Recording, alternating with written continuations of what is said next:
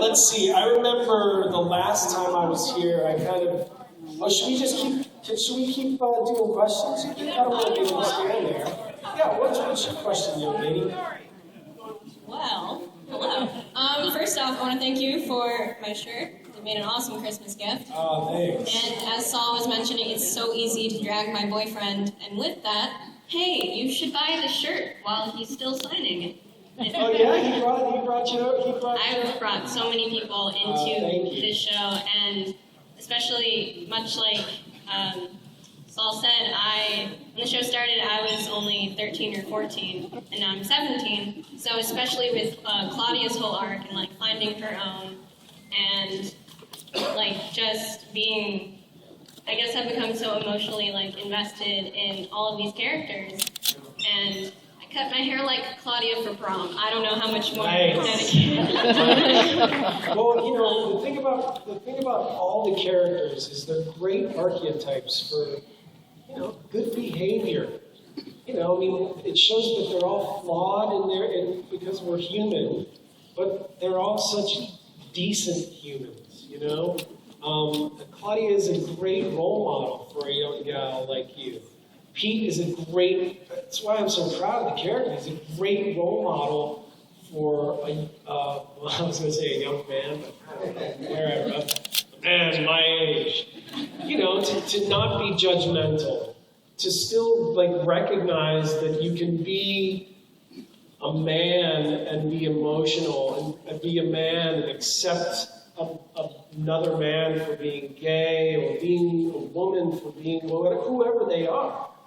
You know, and it's so frightening to me. I don't want to get political or whatever, but it's so frightening to me that, you know, like look what's happening in Russia. Putin just passed a law that said if you even like hint at being homosexual, we will throw you into jail. It's like, it's frightening.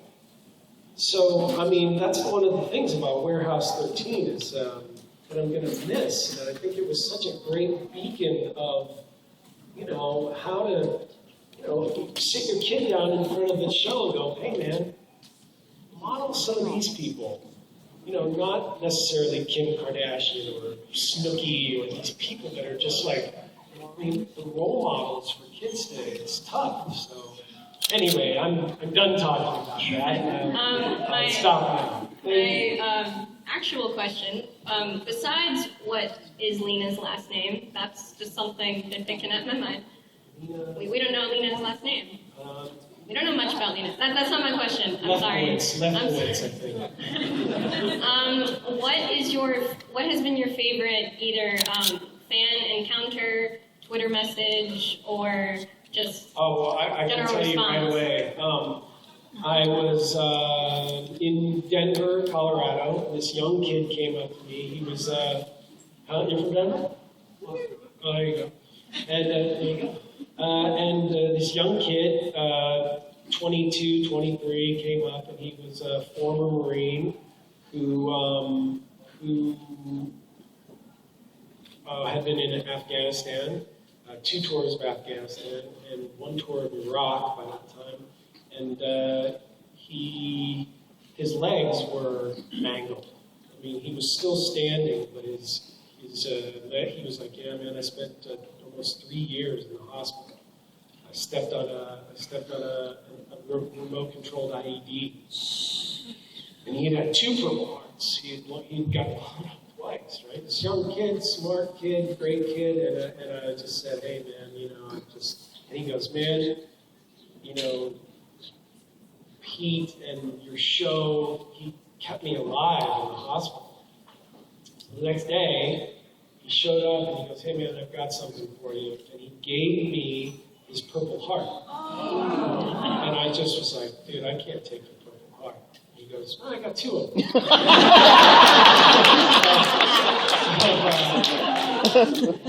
I mean, that is the highest compliment I've ever been given. That a young man who basically offered to give his life for his country, that he would come and give me such an amazing gift. Again, I think that just goes to show the power of what we do, that it can affect people. I mean, when I was a little kid, I loved the Fonz, right? I wanted to be the Fonz. I lived in this tiny town in Ohio, and I remember one Christmas, my parents got me a Fonz jacket. It was made of pleather. It wasn't real leather, it was pleather, but it had the Fonz written in there, and I slicked my hair back with water, and I put my jeans on, and I rolled them up with a white t-shirt and my Fonz jacket, and I stood out by the road, like one car per every 2 hours. And here comes a car, and I just stood there. So that I don't even know if they saw me. And they come by, and I was like, Fonz. I mean, I wanted, and I remember a few years ago, I was in New York, and I got to meet Henry Winkler, and I got to tell him this story. I mean, this story stuck with me. I mean, it has such a great impact. I mean, I got to tell Henry Winkler about the story, and it just turns out that he's one of the nicest men on the planet. And so anyway, I don't know, did I answer your question? And more, thank you. Thank you. Yes, ma'am. I'll be right with you. Yes. Thank you very much.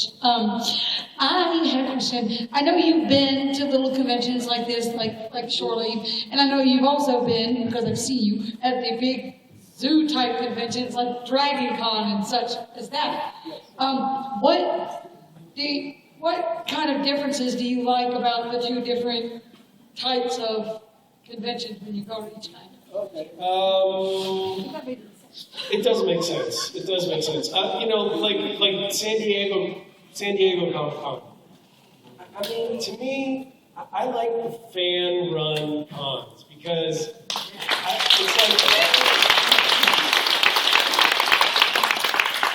the reason my show is being canceled is because of the corporation.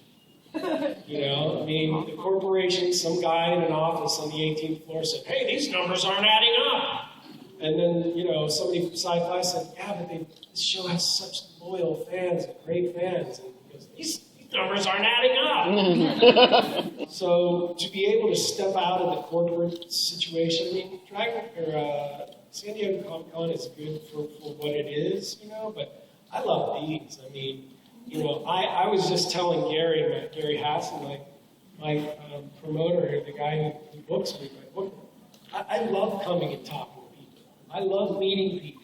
It's like I feel like I'm the mayor of Warehouse 13. It's my job to, shake hands and kiss babies. I'm an ambassador for Warehouse 13.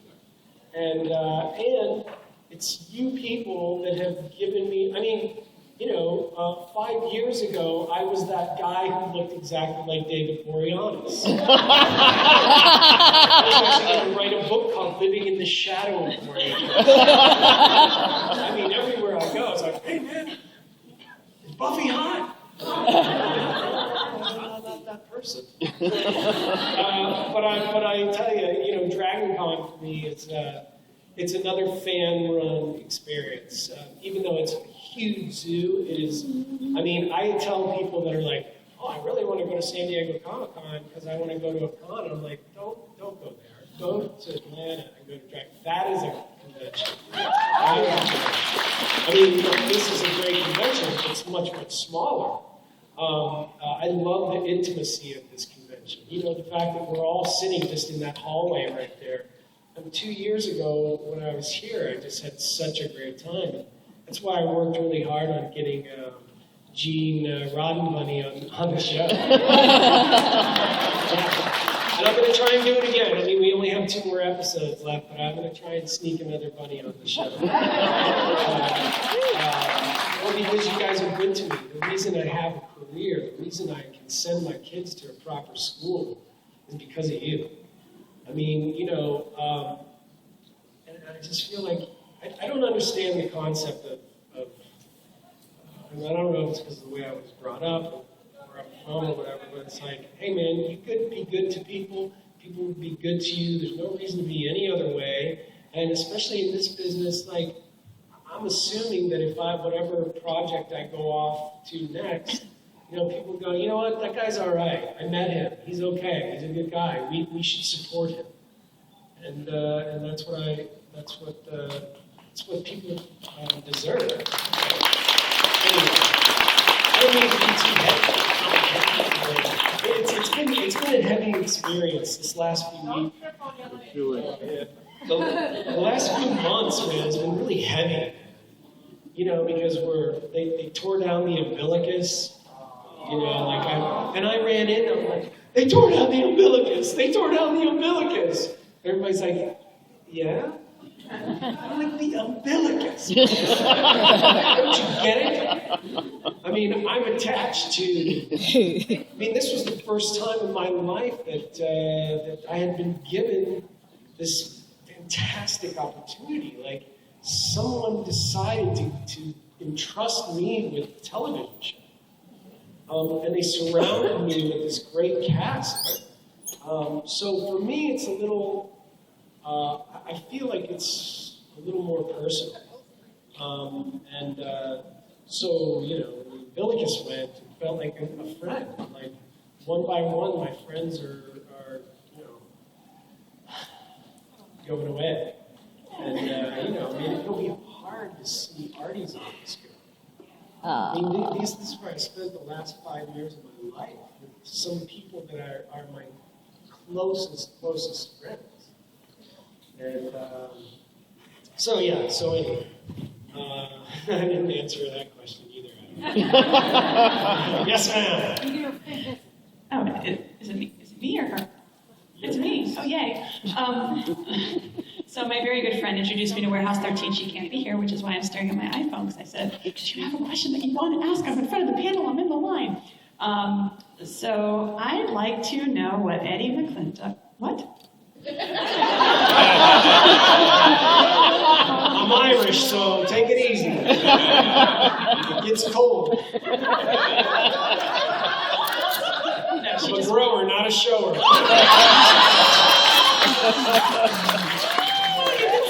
Oh, that's not the question? Jesus.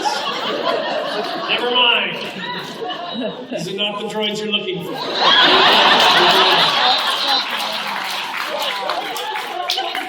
It's a question you probably get asked a lot. Just what drew you to the character, and what was your favorite part of the character? If you give me just a second so I can press record so I can send this to her so she knows I asked her a question. Done. Okay, so what's hi? Hi. So what Say hi, Barbara. Hi, Barbara. Thank you. Thought you were getting all personal up in my business. Luckily, it's warm in here. I forgot the questions. What drew you? The babies. I know. What drew you to the character, and what's your favorite part of the character? What's my favorite part of the character? What's your favorite part of playing Pete, and what drew you to the character? My favorite part of Pete is, as I said, the fact that he is brave and loyal and, smart despite his silly disposition. And I think people maybe, like people that are casual watchers of Warehouse 13, they mistake his defense mechanism of his silliness for having a lack of intelligence. And he's just not, he's a smart guy, and yet he still is able to possess that childlike quality that is, it's like important for me personally, for protection. There's a lot of bad stuff in the world, and as we all know, and I think Pete uses that as his armor. And I think that's a good way to go. You can either go that way or you can become angry and bitter. And I think it's better to show a lighter side of a person. And I think it gives people, it shows that people aren't always it's another great example that people aren't always what they appear on the outside. If I had to play like this guy,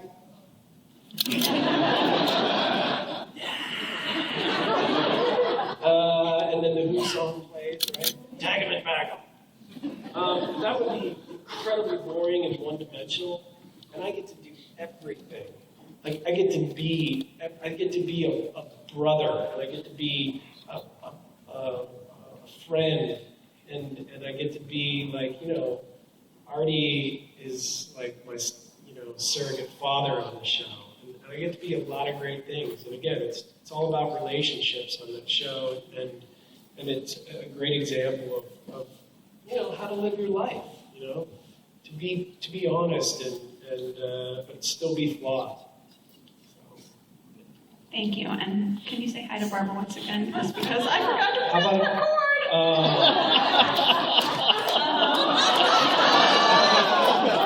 Talk to Barbara on the phone. Hi, Barbara.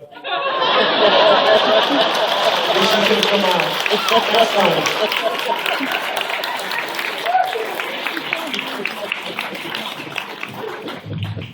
Yes. Hi, Eddie. Welcome back. Thank you. Speaking of losing friends, I was actually in line to ask both of you. We saw at the end of last season, Lena departing, Marty killing her, and how has that really? I mean, we see on screen how that has changed the dynamic, but behind the scenes, when I'm blanking on the actress that played Lena. When she left and they brought in Janelle. Janelle, yeah, thank you. And they brought in Kelly, who, how has that really changed the dynamic on set at all? Or? Well, do you guys remember the movie Platoon? Mm-hmm. Well, Oliver Stone, what he did, and I remember when I heard this the first time, it's just brilliant. He put these guys, all the guys that were in the movie, put them together. I mean, he literally sent them out into the bush and put them to work out in the bush, where Like they Tropic became Thunder. like brothers. What's that? Sounds like Tropic Thunder. Yeah. Yeah, except good. I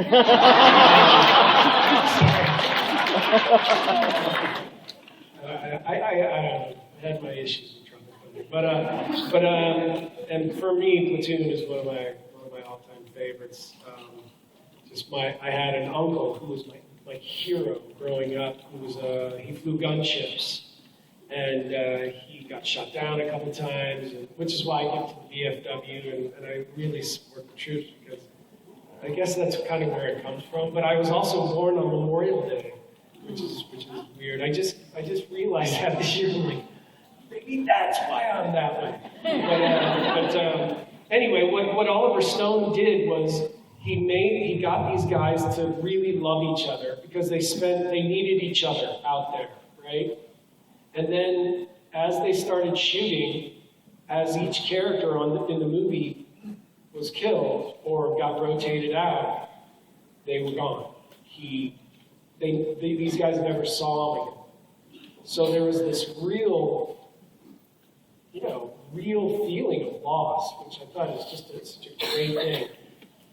On our show, Janelle wasn't really around as much as I would have liked her to have been. She didn't really have much to do. So when she left finally, although it was sad not to see my friend Janelle around, that loss wasn't as visceral as I suppose it would have been with the Oliver Stone film.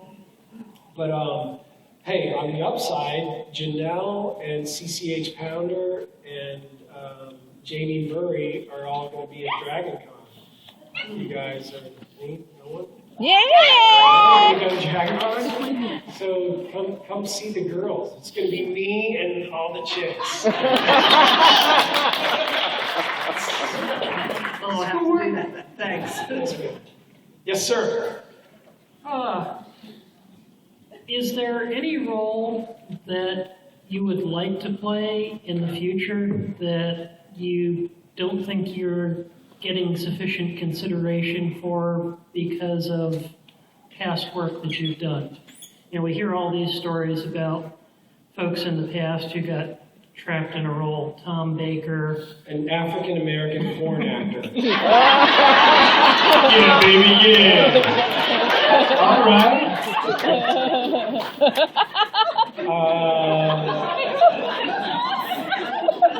like, what's wrong with me? I'm Black Irish.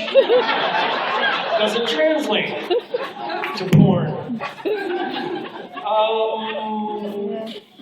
I would love to do like a great, impactful war film.